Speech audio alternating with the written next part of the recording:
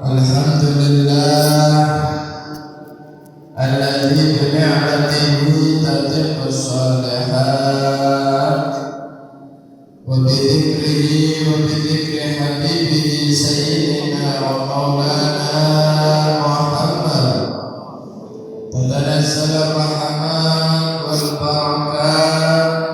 Allahumma salli wa sallim ala sayyidi sadat sayyidina Muhammad wa habibina Muhammad wa nur qulubina wa maulana Muhammad afdalul makhluqat wa ala alihi wa sahbihi dzawil manaqib al-fakhirah. Yang saya hormati segenap takmir pengurus Masjid Al-Husna, ketua dan seluruh jajarannya, anggotanya, mudah-mudahan seluruh takmir Masjid Al-Husna dipanjangkan umurnya oleh Allah, disehatkan badannya oleh Allah, diberikan kekuatan, diberikan istiqomah oleh Allah Subhanahu wa taala. Amin ya rabbal alamin. Jadi juga mudah-mudahan kita masyarakat tetangga Masjid Al-Husna, mudah-mudahan selalu senantiasa kita dikuatkan badan kita oleh Allah, disehatkan jasad kita oleh Allah, selalu senantiasa Allah berikan kita hidayah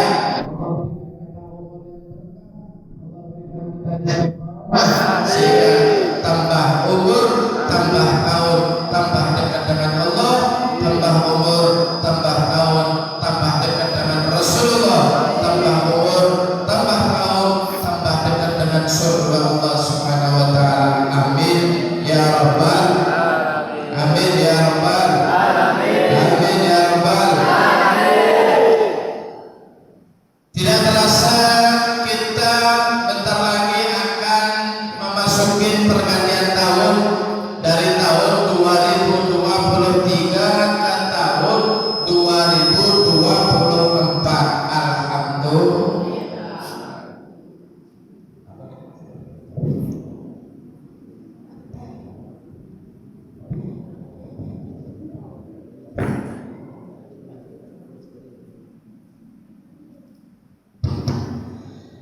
Umur berjalan begitu cepatnya, ke rumah, kantor, di jalan, pasar malam, pasar, guring, olahraga, belajar, mandi, makan, ke hulu ke hilir, ke hulu ke hilir. Masya Allah, tahun kemarin, tahun 2023, tiba-tiba sekarang masuk tahun 2024.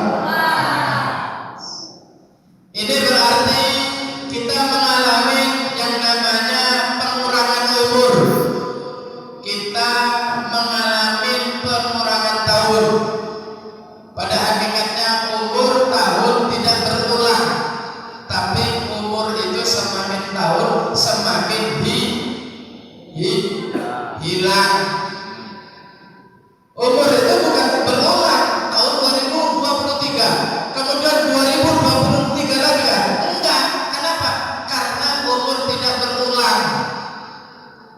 Dari tahun 2023 hilang, yang ada tahun 2024. Karena itu orang masyarakat Jabal Husna kalau selamatan ulang tahun, ya, masih kah pakai lagu selamat ulang tahun tuh?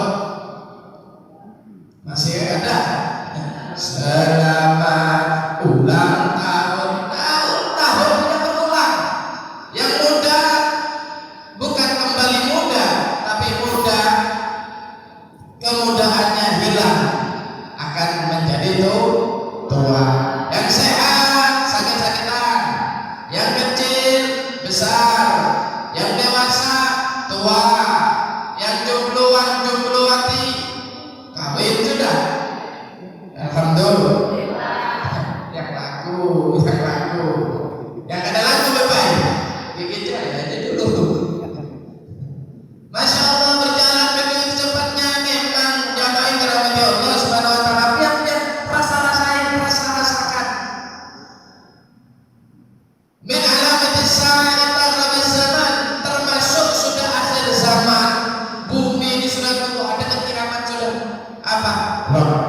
itu berjalan begitu cepatnya. Sana kasyahar, setahun itu seperti sebulan. Kemarin baru kita merayakan tahun baru, sekarang tahun baru lagi. Kemarin kita pemirotan, bentar lagi mirotan lagi. Baru kemarin salat tarawih rahimahullah, ngitung hari tarawih lagi. Allahu Akbar, Allah. Apa itu? Lebaran, bentar lagi lebaran lagi. Masya Allah, coba biar rasakan tuh. Dulu sehat, segar, bukan. Sekarang sudah sakit-sakitan. Dulu masih muda, sekarang sudah tua.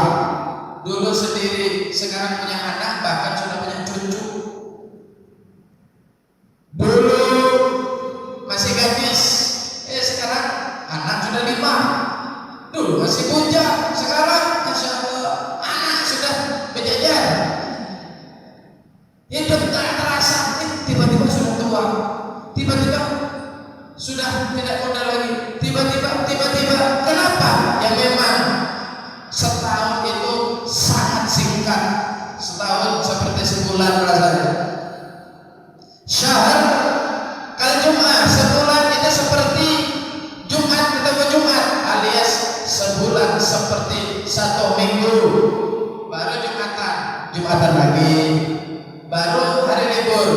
Yang PNS tuh hari libur lagi, ketemu minggu lagi, minggu lagi, Jumat lagi. Cepat, waktu berjalan cepat. Jumat kalian 1 pekan itu rasanya seperti 1 hari.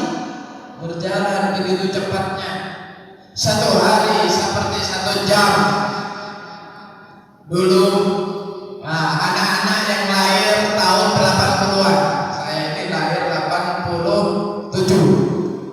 Itu Masya Allah, di zaman saya umur kecil-kecil, pian-pian aja loh. Itu musim anak-anak kecil puasa setengah hari, puasa beduk, puasa zuhur. Setengah hari aja makan, setengah hari aja makan, setengah hari makan. Walaupun umur 12 tahun, kenapa? Nggak kuat puasa dari pagi sampai sore. Kenapa? Coba benar. Waktu itu lama banget. Saya sempat merasakan habis sholat subuh kira-kira jam 5:30 itu saya dibangunin, bangun. Sholat subuh, habis itu berangkat ngaji pagi. Habis ngaji pagi, gurunya 1, ngaji banyak. Jadi antri kayak ngantri pertalite. Ngantri kayak ngantri BBM kita ini. Antri 1 boleh. Sampai kira-kira anak berapa itu kita pulang masih jam 6:30. Padahal kita bangun jam 5:30, mandi, kemudian sholat, habis itu berangkat ngaji. Ngantri, bayangkan, ngantri nih, kanan kiri. Pulang masih jam 6:30. 6:30 sarapan, habis sarapan anak masih main, berangkat jam 7, berangkat sekolah. Habis jam sekolah, dulu sekolah saya pulang jam 1. Habis sholat zuhur berjamaah pulang. Jam 1 itu jamaah itu rahmati Allah. Namanya dulu anak-anak hidup di kampung, jarang ada rumah, jarang ada gedung. Kemana? Pian-pian dulu main. Kebun, sungai, hutan, betul. Nah, kayak bapak-bapak kan harus kita merasa kayak aja. Anak zaman sekarang masa kecil kurang bahagia. Kenapa? Kadang merasakan terjun ke sungai, kadang pernah merasakan mencuri rambutan orang. Wah, zaman hari itu apa aja berjalan mana orang segar.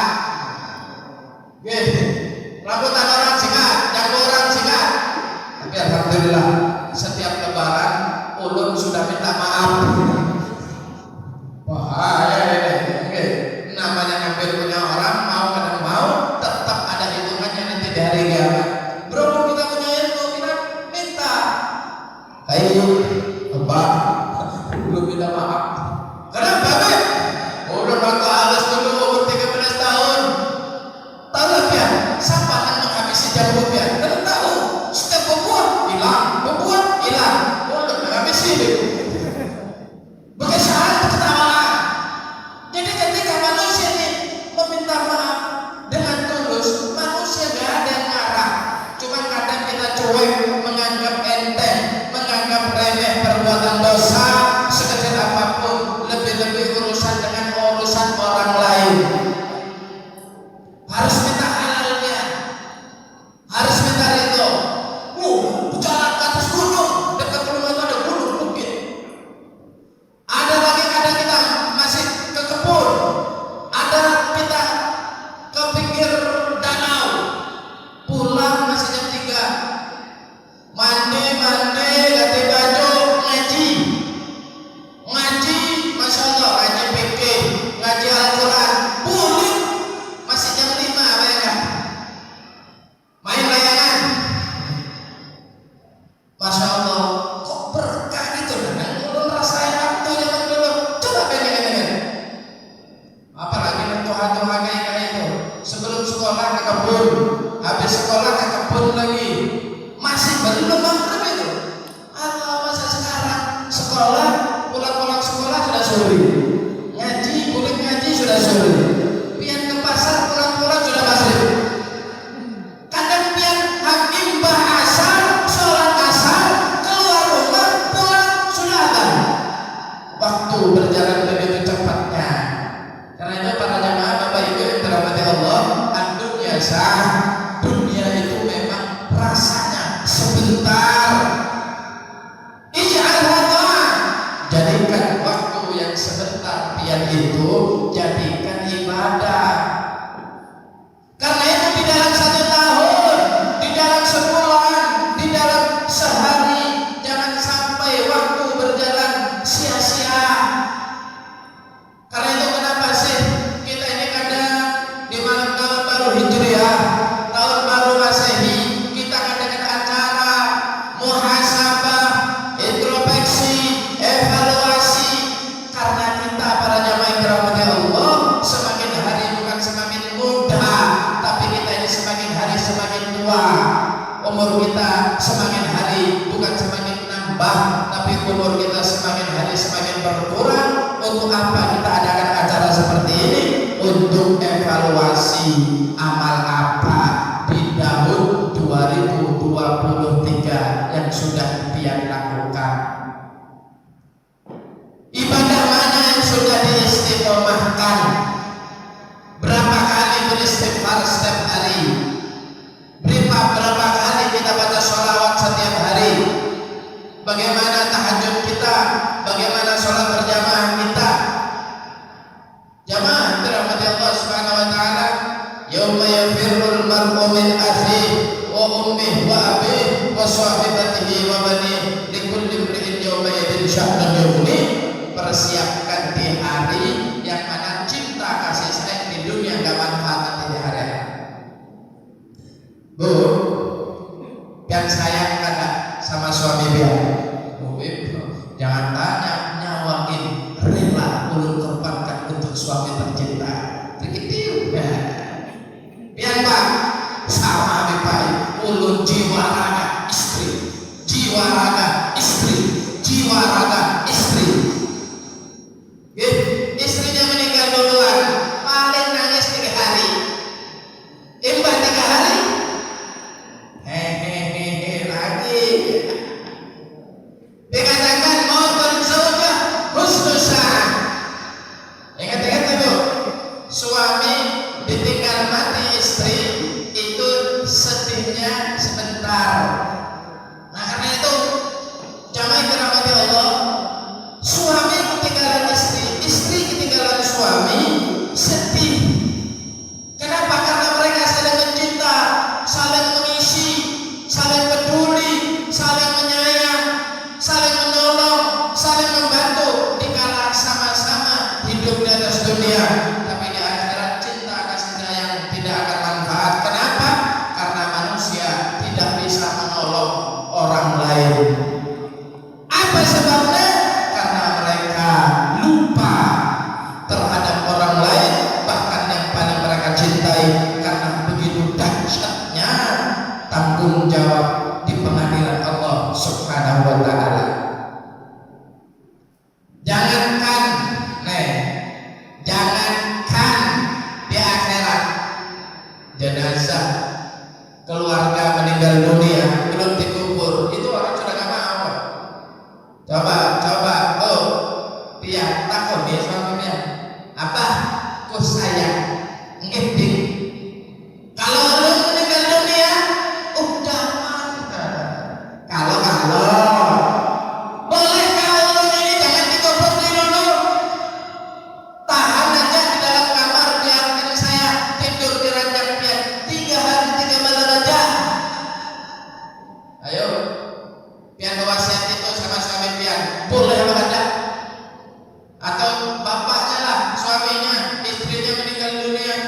Pak, ayo bawa saja itu boleh kan?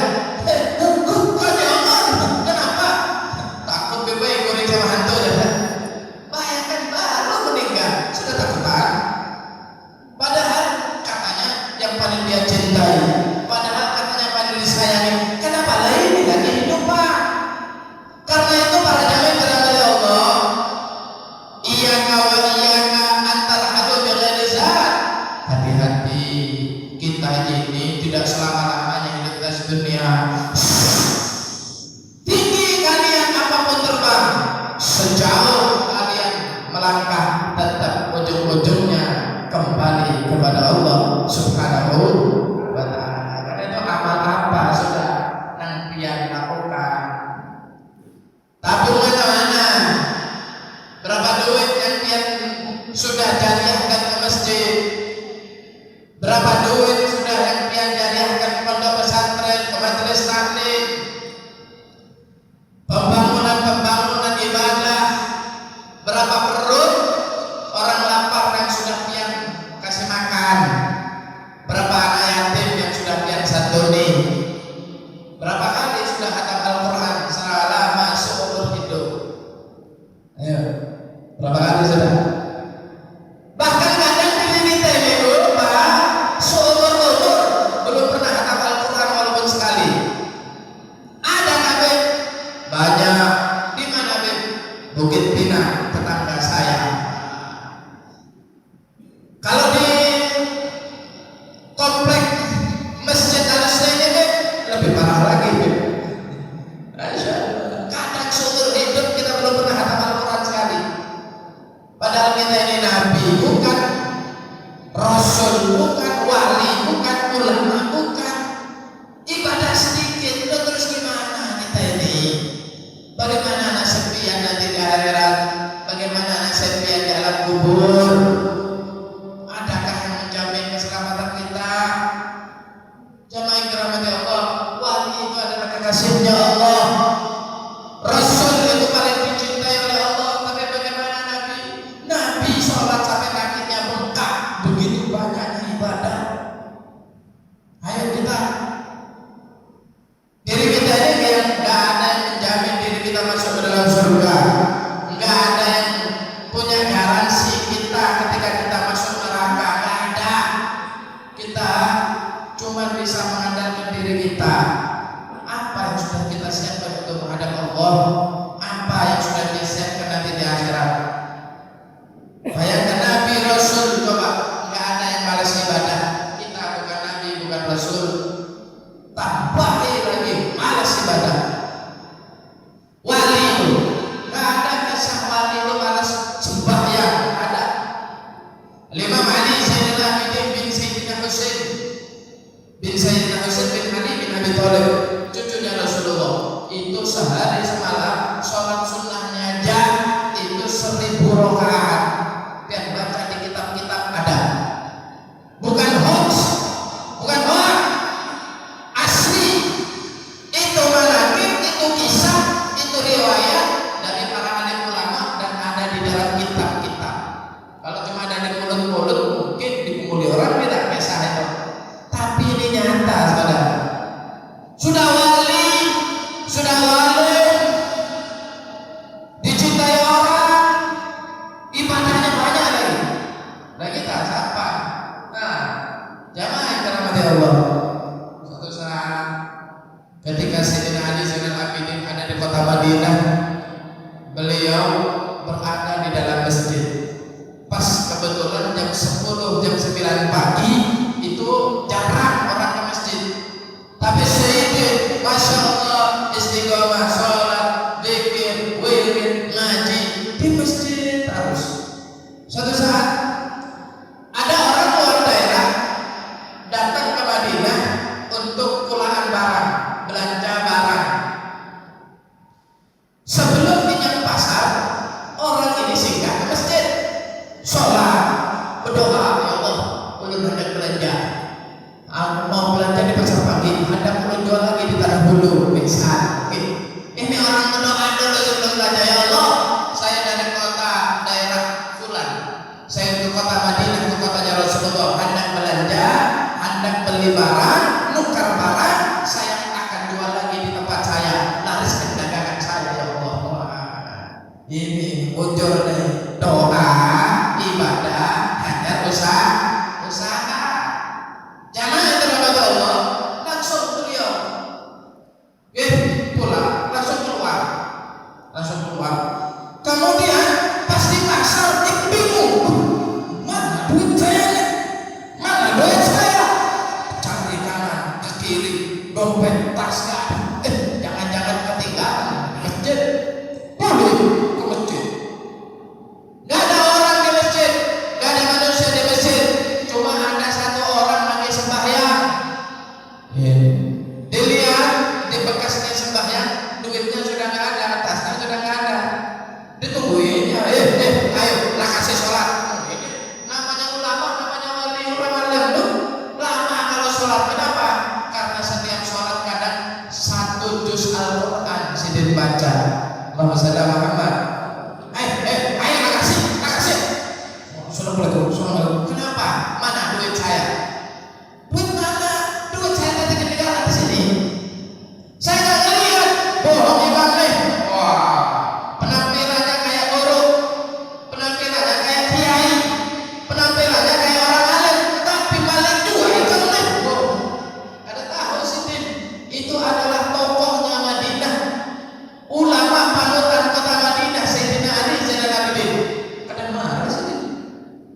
Sudah ngaku aja bukan saya sholat, saya nggak tahu pian sholat, saya nggak tahu juga pian ketinggalan duit. Jangan ngaku, dasar munafik, kelihatan aja ahli ibadah, ternyata mau juga duitnya orang.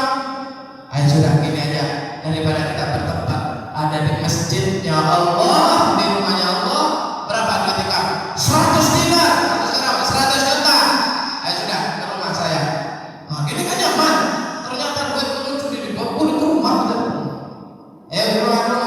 Di rumah berapa duitmu? 100 juta. Dibayar 100 juta. Wow, ini kan nyaman. Dasar maling. Masih aja diolok-olok. Belanja ke pasar, macam-macam barang dia belanja. Pulang ke Tanah Hulu, sampai di sana ketok pintu, Pak. Apa? Kamu ke Samarinda kayak apa? Gimana? Mau belanja katanya? Iya. Masa duitnya ditinggalin? Duitnya ternyata ketinggalan di rumah, bukan ketinggalan di masjid. Langsung megang kepala, astagfirullah. Berarti saya menuduh orang tersebut orang ahli surga, orang soleh. Kenapa? Saya caci, saya maki, saya tuduh, dia tidak marah. Justru dia memberikan duit ke saya. Berapa? 100 juta. Coba biar kada mencuri, biar kada mengambil, tiba-tiba dicaci, dimaki, kayak apa? Kadang pas untung kita ada. Bujur kan? Kadang pas untung kita. Allah, menyesal ternyata duit saya ketinggalan. Siapa orang tersebut? Siapa dia? Begitu solehnya, begitu istimewanya. Datang lagi ke Madinah. Dia nggak tahu. Datang ke Madinah, nyari rumah tadi yang memberikan dia duit. Tanya, Pak, ini rumah siapa? Loh, kamu dari mana? Saya dari Tanah Hulu, dari Melang saya. Ini rumah siapa ini? Loh, nggak tahu kamu? Ini rumah siapa? Nggak tahu. Orang masuk ke Madinah, tapi tidak tahu ini rumah siapa. Sama dengan manusia datang ke Mekah, tapi tidak tahu di mana Ka'bah. Orang masuk Madinah, tapi tidak tahu ini rumah siapa. Sama halnya dengan orang datang ke Mekah, tapi tidak tahu di mana Ka'bah. Ya kan rumah siapa ini kok istimewa itu? Ini adalah rumah cucu Rasulullah, panutan kami, yaitu Ali bin Husain bin Ali bin Abi Thalib, putri Fatimah Zahra binti Rasulullah.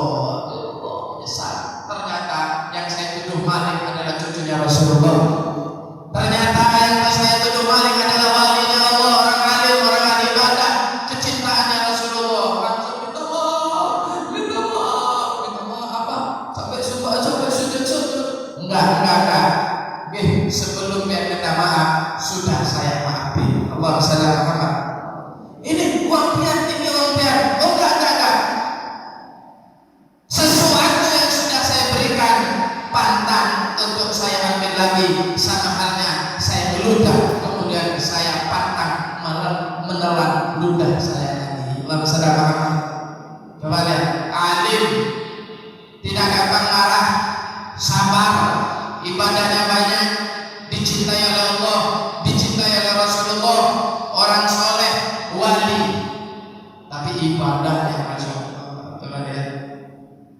Nah, di Pasuruan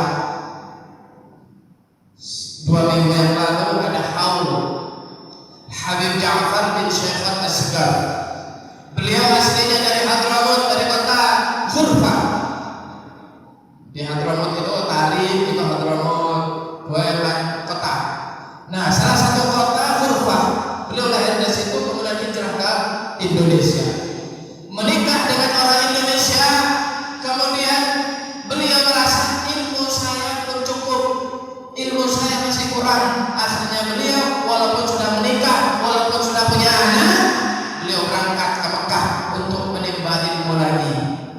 Biasa Pak, orang zaman bahari itu walaupun sudah nikah tetap mondok itu biasa, tetap masuk pesantren itu biasa. Seperti siapa? Syekh Muhammad Arsyad Al-Banjari. Pian kira ke Mekah itu masih hujan? Ada. Syekh Muhammad Arsyad Al-Banjari ke Mekah menuntut ilmu, memperdalam ilmu di sana, itu meninggalkan anak, meninggalkan istri.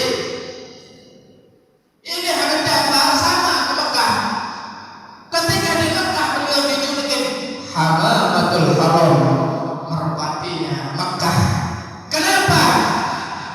Karena diriwayatkan dari ulama-ulama sana, tidaklah satu tiang di Masjid Haram, di Masjidil Haram, kecuali beliau sudah hafalkan Al-Quran 1 kali hataman Al-Quran. Satu tiang 1 kali hatam Al-Quran, satu tiang 1 kali hatam Al-Quran, 30 juz. Biar bayangkan berapa ratus bahkan berapa ribu itu tiang-tiang Masjidil Haram. Kita ini tidak ada apa-apanya dibanding dengan wali. Ibadah kita ini nonsen dibanding orang-orang yang dekat dengan Allah. Karena itu jamaah dirahmati Allah, usahakan umur kita ini terus berjalan, gak berhenti, terus berkurang, tidak kembali muda. Usahakan waktu-waktu kita jadikan ibadah kepada Allah Subhanahu wa Ta'ala. Bapak Ibu, kalau dia tidak sanggup mengatakan Al-Quran setiap hari 30 juz, kalau dia tidak sanggup untuk sholat ratusan rakaat, kalau dia tidak sanggup untuk sedekah puluhan juta setiap hari, maka usahakan mulai bangun tidur sampai tidur lagi, waktu-waktu dia jadikan pahala, ladang pahala di hadapan Allah Subhanahu wa Ta'ala. Mau tidur, jangan asal guring aja. Mau tidur biar itu ibadah, walaupun tidur tapi ibadah. Walaupun tidur biar ditulis dapat pahala. Walaupun tidur tapi biar dicatat qiyamul lail. Nyaman apa kata? Nyaman ini. Jadi kita ini bukan wali, bukan ulama. Banyak tidurnya daripada sholatnya. Tapi gimana caranya agar tidurnya itu bernilai ibadah? Satu, baca doa. Baca doa. Kemudian sebelum itu apa? Usahakan wudu. Untuk sholat. Wudu untuk tidur, bukan wudu untuk sembahyang. Kalau dia wudu untuk sembahyang, kesenggol istri batal wudunya. Apalagi senggol aja. Karena jadi guring. Jadi wudu. Kenapa? Imam Ghazali mengatakan di dalam kitabnya Bidayah, di dalam kitab Maratib Ubudiyah, barang siapa yang wudu, maka wudu itu akan menjadi cahaya. Al-wudu nurun. Wudu itu adalah cahaya. Warruh nur. Ruh itu juga cahaya. Karena itu berhubung roh itu terbuat dari cahaya, maka roh itu kekal. Roh itu gak mati. Roh itu tidak hancur. Karena itu kalau orang meninggal dunia, gak diomongin mati.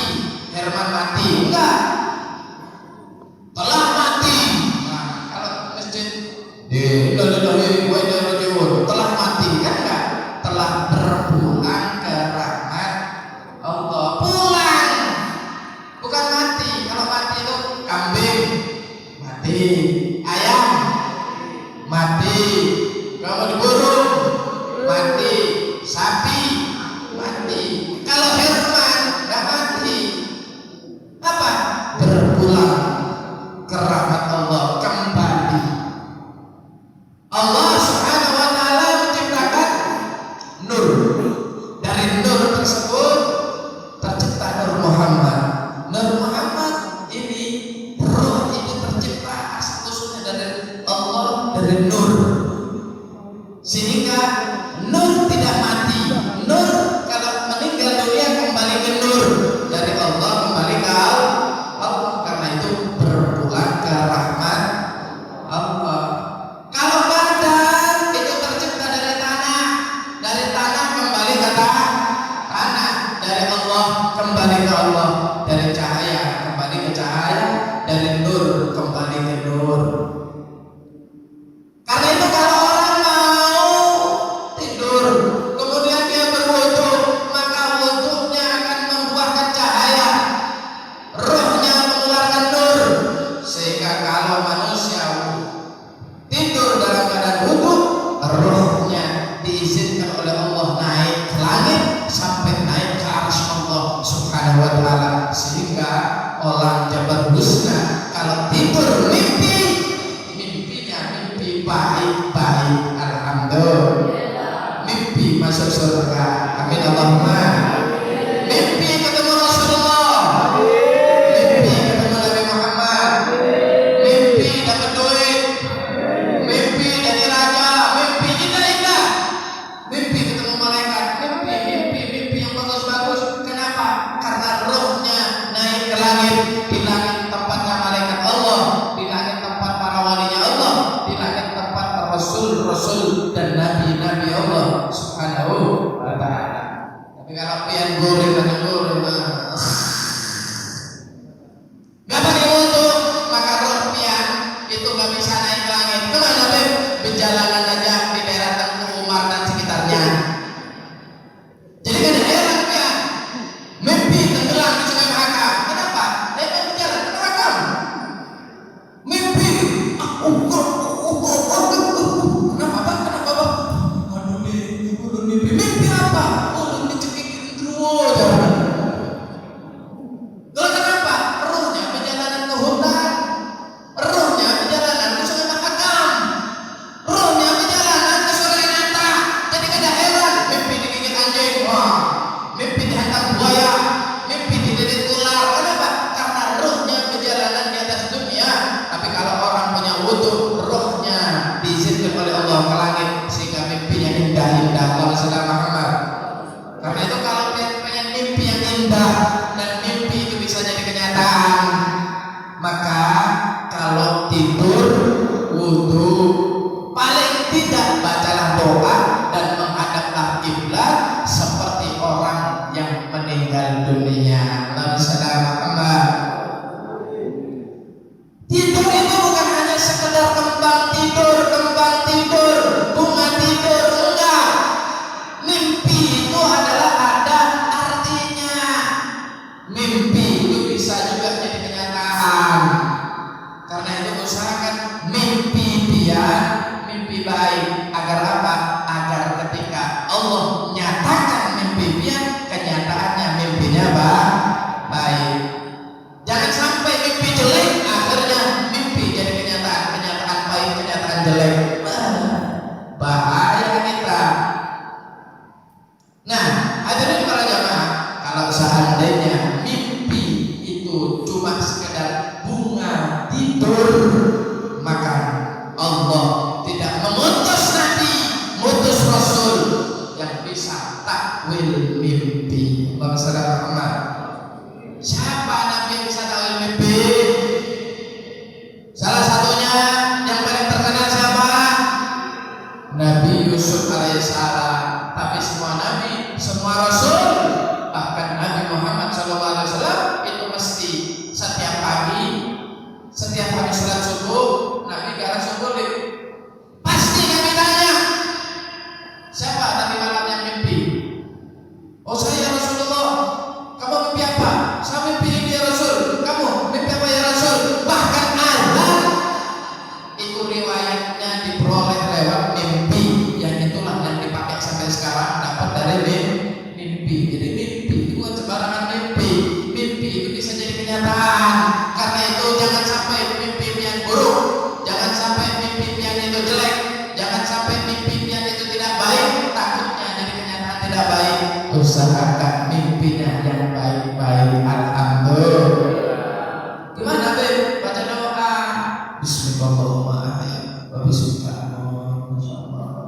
Allahumma shalli ala sayyidina Muhammad. Jadikan terakhir kalimat yang keluar dari mulut kita zikir kepada Allah, la ilaha illallah Muhammad Rasulullah. Itu Allahumma shalli ala Muhammad.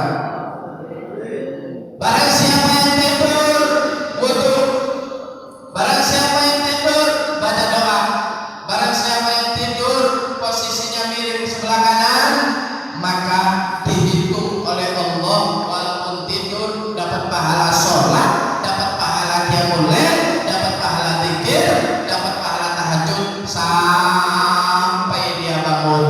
Bang Saudara Muhammad bangun jam 2 berarti dia dihitung sholat sampai jam 2. Udah bangun lebih baik adzan aja bangun, walaupun dia baru bangun ketika adzan, tapi catatan amal dia dilaporkan. Catatan di situ orang Jabal Husna setiap hari yang mulai padahal gak kayak mulai. Orang Jabal Husna setiap hari tahajud padahal gak pernah tahajud. Malaikat heran, kenapa ini ya Allah? Kata Allah, karena mereka tidur bukan sekedar tidur, karena mereka tidur, tidurnya ibadah kepada Allah Subhanahu wa taala. Allahumma shalli ala Muhammad. Bangun tidur, Masya Allah, apa yang dipegang, apa yang dibaca, apa yang dilihat. Kalau bangun tidur apa? Bu, apa coba bangun tidur? Apa deh? Bukan duit, bukan ATM. Masya Allah, fitnah zaman bangun tidur tidak pernah megang istri, bangun tidur tidak pernah megang suami. Pertama kali dipegang apa?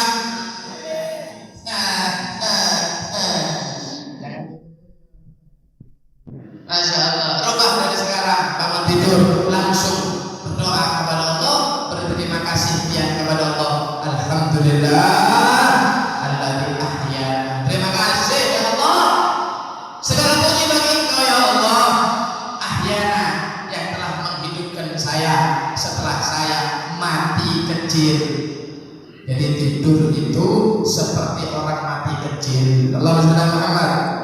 Orang meninggal ditendang, balas apa enggak? Orang meninggal, pian tendang, balas apa enggak? Enggak. Orang meninggal dilempar ular, lari apa enggak? Enggak lari lah. Kenapa? Mati. Coba hidup. Lari. Berhubung meninggal dunia, jangankan ular kobra, ular piton taruh di depannya biasa aja, jadi karena takut juga. Kenapa? Mati orangnya. Orang meninggal dunia kebakaran bisa lari? Enggak. Kenapa? Meninggal. Begitu juga manusia, bapak ibu tiang semuanya ketika tidur itu seperti orang meninggal dunia. Nggak tahu hewan apa yang masuk ke rumah pian, nggak tahu hewan apa yang melayang ke tubuh pian, nggak tahu hewan apa yang masuk ke mulutnya. Tikus ternyata. Tidak tahu. Tahu Raja Namrud? Raja Namrud jadi saudara meninggal bukan kena rudal. Raja Namrud itu raja di raja, nggak bisa mengalahkan Raja Namrud. Orang seluruh dunia bersatu untuk menghancurkan Raja Namrud, nggak bisa.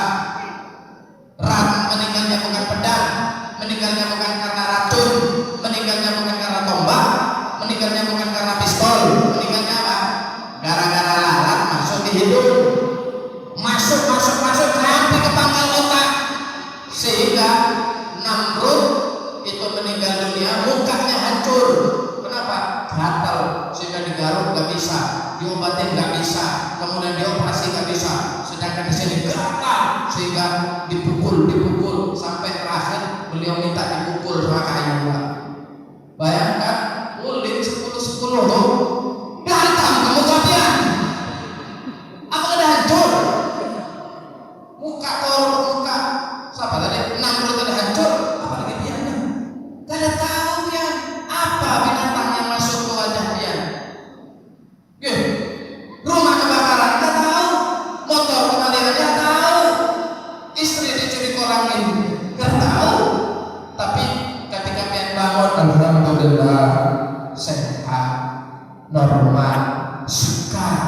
istri ada, anak ada, rumah aman, harta aman. Apalagi karena itu ketika bangun tidur langsung sebut nama Allah. Alhamdulillah ya Allah. Terima kasih Allah. Maha suci Engkau ya Allah. Segala puji bagi Engkau ya Allah yang telah menghidupkan saya dan memberikan rasa aman kepada saya. Alhamdulillah. Betapa banyak orang tidur ternyata gak bangun-bangun. Kenapa, Beb? Istet meninggal dunia banyak. Betapa banyak orang tidur bangun ternyata rumahnya habis kebakaran. Betapa banyak orang tidur bangun mobilnya hilang, sepeda motor hilang. Ada bangun tidur tiba-tiba dapat telepon mendadak, kenapa? Anaknya kecelakaan. Betapa banyak. Alhamdulillah pian dilindungi oleh Allah, pian diselamatkan oleh Allah, pian dijaga oleh Allah. Mana betul terima kasih pian sama Allah. Masa berat, males, kita cuma sekedar ngucapin alhamdulillah. Ngucapin alhamdulillah ya Allah. Rahmati Allah Subhanahu wa ta'ala. Nikmat yang besar yang membuat pian bahagia, yang membuat pian senang, yang membuat pian hidupnya damai. Bukan duit, bukan harta, bukan gedung, bukan istana, tapi kesehatan, kekuatan, keselamatan yang diberikan oleh Allah yang sampai sekarang pian bisa rasakan dan pian pakai. Allahumma shalli ala Muhammad. Kesalahan yang sudah kita lakukan jangan kita lakukan lagi. Kekurangan yang kita lakukan jangan kita lakukan lagi. Kemalasan yang sudah melanda kita jangan sampai malas lagi. Berat untuk ibadah jangan sampai memberatkan kita lagi. Istiqomah yang sudah lepas dari hidup kita jangan sampai lepas lagi. Selamatkan tahun 2024 dengan berniat malam hari ini aku berjanji ya Allah, aku akan berusaha menjadi orang yang lebih baik daripada tahun 2023. Ya Allah, jadikan aku orang yang lebih baik daripada tahun 2023. Ya Allah, berikan aku istiqomah yang lebih istiqomah lagi. Ya Allah, berikan aku hidayah, berikan aku kekuatan agar saya menjadi orang semakin hari semakin dekat dengan Allah, selangkah demi selangkah tambah dekat dengan surga Allah Subhanahu wa ta'ala. Alhamdulillah. Inilah jemaah yang dirahmati Allah, gunanya kita kumpul-kumpul di tahun baru Hijriah ataupun di tahun baru Masehi untuk supaya kita menjadi manusia yang lebih baik, agar kehidupan kita tambah hari tambah baik sehingga kita meninggal dunia dalam keadaan baik. Di alam kubur, kuburan kita menjadi kuburan tempat yang terbaik. Nanti di hari kiamat Allah kumpulkan kita dengan manusia yang paling baik, pemimpin yang paling baik, yaitu Nabi Muhammad SAW. Kalau sudah manusia kumpul dengan manusia terbaik yaitu Rasulullah, maka pasti Allah akan masukkan manusia yang baik-baik itu selama di atas dunia yang baik-baik itu ke dalam tempat yang terbaik, yaitu surga Allah Subhanahu wa ta'ala. Amin ya rabbal amin ya rabbal amin ya rabbal. Mudah-mudahan berkat Nabi Muhammad SAW malam hari ini kita berdoa kepada Allah. Malam hari ini kita minta kepada Allah, ya Allah, mudah-mudahan kita semuanya yang hadir khususnya dan keluarga kita khususnya berkat Nabi Muhammad SAW, Allah panjangkan umur kita, Allah sehatkan badan kita, Allah berikan kita istiqomah, Allah berikan kita hidayah, Allah jadikan kita orang-orang yang diridhoi oleh Allah, Allah jadikan kita orang-orang yang mendapatkan kecintaan Allah, Allah masukkan kita ke dalam surga Allah, Allah hidupkan kita dalam keadaan selamat dunia maupun akhirat, Allah mudahkan segala macam urusan kita, Allah mudahkan segala macam kesulitan kita, Allah mengabulkan semua hajat-hajat kita. Yang punya keluarga, Allah jadikan keluarganya keluarga yang penuh barokah. Yang punya anak, ya Allah, jadikan anak-anak kami anak yang saleh.